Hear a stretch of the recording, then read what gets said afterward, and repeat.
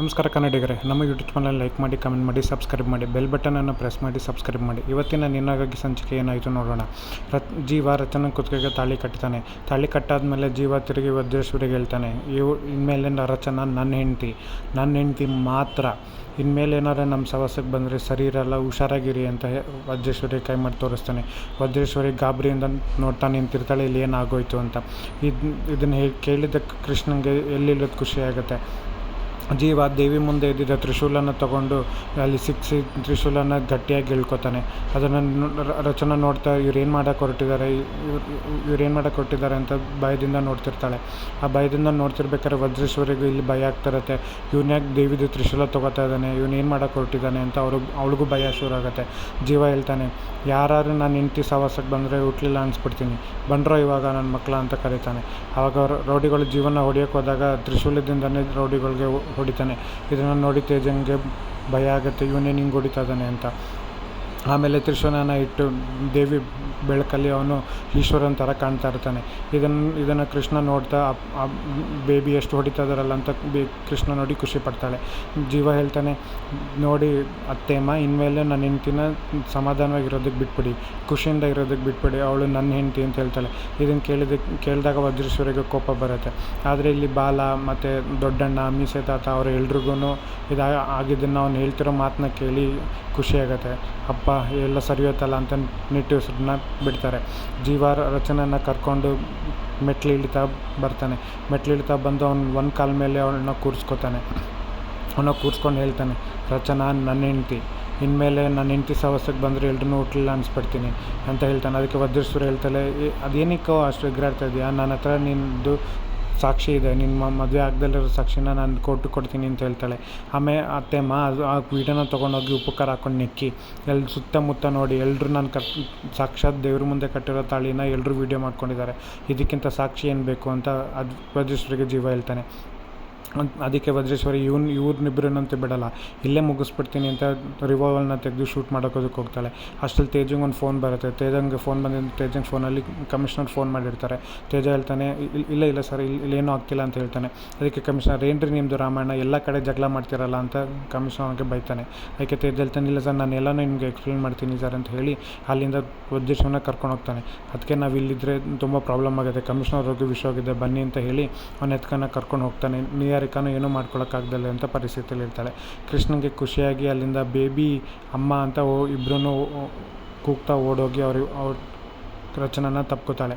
ಇದನ್ನು ಬಾಲ ಹೇಳ್ತಾನೆ, ಜೀವ ಅದು ಒಳ್ಳೆ ಕೆಲಸ ಮಾಡಿದೆ, ಇಷ್ಟು ದಿನ ನಾನು ಹೇಳ್ತಾ ಇದ್ದಕ್ಕದಕ್ಕೂ ಒಂದು ಫಲ ಸಿಕ್ತು, ನಾನು ಇಷ್ಟು ದಿನ ಆಸೆ ಪಟ್ಟಿದ್ದೇನೆ, ನೀನು ಅವ್ರನ್ನ ಮದುವೆ ಆಗಬೇಕಿತ್ತು, ಅದೇ ನನಗೆ ಬೇಕಿದ್ದಿದ್ದು, ಇವತ್ತು ನೀನು ಅವ್ರಿಗೆ ಮದುವೆ ಆಗಿದೆಯಾ, ಇದಕ್ಕಿಂತ ನನ್ನ ಖುಷಿ ಇನ್ನೇನೂ ಇಲ್ಲ ಅಂತ ಹೇಳ್ತಾನೆ.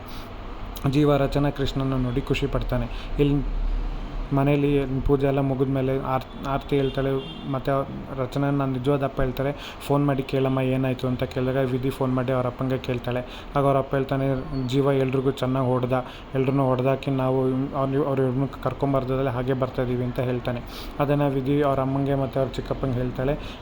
ಅವರು ಜೀವ ಚೆನ್ನಾಗಿ ಹೊಡೆದು ಅವ್ರನ್ನೆಲ್ಲ ಕಳಿಸಿದಾನಂತೆ, ಇವರು ವಾಪಸ್ ಬರ್ತಾಯಿದ್ದಾರೆ ಅಂತ ಹೇಳ್ತಾನೆ. ಇದನ್ನು ಕೇಳಿ ಆರತಿಗೆ ಎಲ್ಲಿ ಖುಷಿಯಾಗುತ್ತೆ, ಮಾಡಿದ್ದು ಪೂಜೆಗೂ ಫಲ ಸಿಕ್ತು ಅಂತ ಅನ್ಕೋತಾಳೆ. ಇಲ್ಲಿ ಜೀವ, ರಚನಾ, ಬಾಲ, ದೊಡ್ಡಣ್ಣ ಎಲ್ಲರೂ ಖುಷಿಯಾಗಿರ್ತಾರೆ. ಮಗಳೇ, ಇನ್ಮೇಲೆ ನಿನ್ನ ಜೀವನ ಚೆನ್ನಾಗಿರುತ್ತೆ, ನೀನು ಖುಷಿಯಾಗಿರ್ತೀಯ, ನೀನು ಸಂತೋಷವಾಗಿರ್ತೀಯ.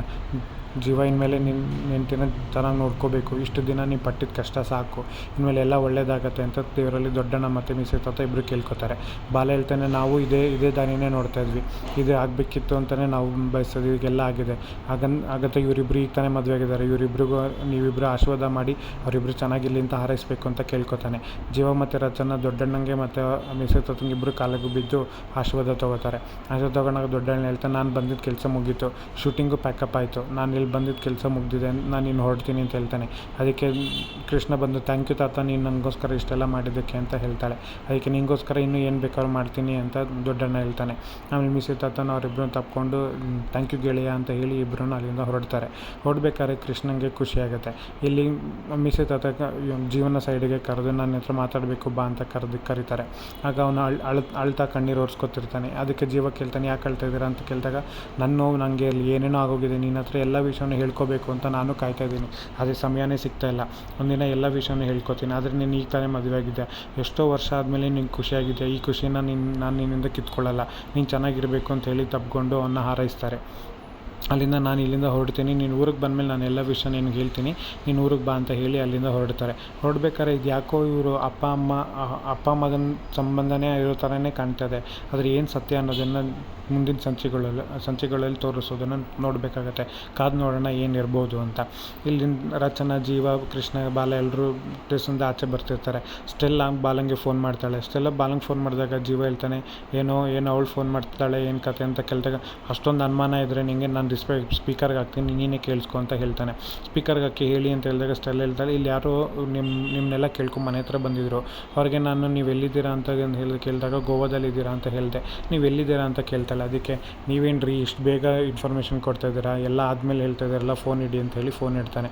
ಅವ್ನು ಹೇಳಿದ್ದನ್ನು ಕೇಳಿ ರಚನೆಗೆ, ಜೀವಂಗೆ ಎಲ್ರಿಗೂ ಖುಷಿಯಾಗುತ್ತೆ. ಈ ಖುಷಿನ ಎಲ್ಲರೂ ನಗ್ತಾ ದೇವಸ್ಥಾನ ಮೆಟ್ಲ ಮೇಲೆ ನಗ್ತಾ ಬರ್ತಾರೆ. ಆಮೇಲೆ ಜೀವ ಹೇಳ್ತಾನೆ, ಸರಿ ಬನ್ನಿ ಎಲ್ಲ ಹೊರಡೋಣ ಅಂತ ಹೇಳ್ತಾನೆ.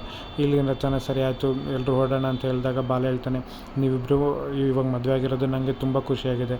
ಈ ಖುಷಿ ಯಾವಾಗಲೂ ಹೀಗೆ ಇರಬೇಕು ಅಂತ ಹೇಳಿದಾಗ ಕೃಷ್ಣ ಹೇಳ್ತಾಳೆ, ಅಪ್ಪ ಅಮ್ಮ ಇಬ್ಬರು ಒಟ್ಟಿಗೆ ಇರ್ತಾರಲ್ವ, ಇಬ್ಬರು ಜೊತೆಗೆ ಇರ್ತಾರಲ್ಲ ಅಂದಾಗ, ಹ್ಞೂ ಕೃಷ್ಣ ಇವರಿಬ್ಬರು ಮದುವೆ ಆಗಿದ್ದಾರೆ, ಇವಾಗ ಜೀವನ ಪೂರ್ತಿ ನಿನ್ನ ಜೊತೆ ಇಬ್ಬರು ಒಟ್ಟಿಗೆ ಇರ್ತಾರೆ ಅಂತ ಕೃಷ್ಣಂಗೆ ಬಾಲ ಹೇಳ್ತಾನೆ.